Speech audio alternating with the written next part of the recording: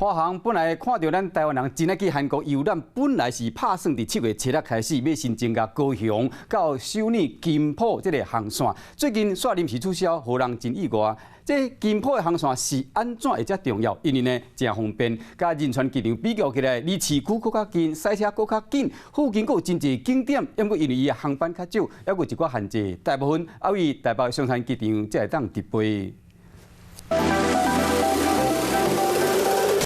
韩国离台湾真近，佮真适合自由行，是真侪人旅游会想要去的所在。华航、台湾好航和地位航空嘛，小煞宣布开航金浦航线。想到进前，华航开始通知旅客，照过日本进前的航班全部取消，互真侪游客是拢讲起。台湾人真爱飞金浦机场的原因，是因为到市区会比仁川机场去较近。金浦机场对，跟朋友一起去，方便当然是最吸引人啦，因为出国玩不就最重要就是时间。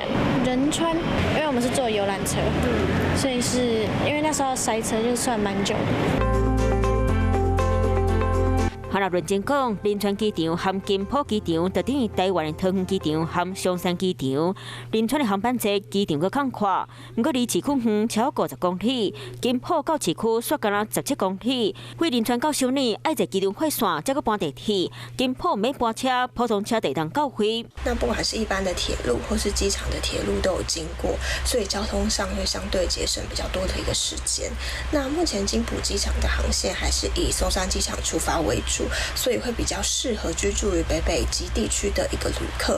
不过要飞金浦机场限制嘛较多，不过个四周围景点是真多，亲像闹热的丰大商圈、汉江公园、探索古迹，卖当去看北川和岳川，可以当踅南大门市场，国立中央博物馆，或者是搬破大桥看彩虹水墙。便利性是真悬，欠点的所在就是航班少，机票嘛歹订，都看民众免怎规划。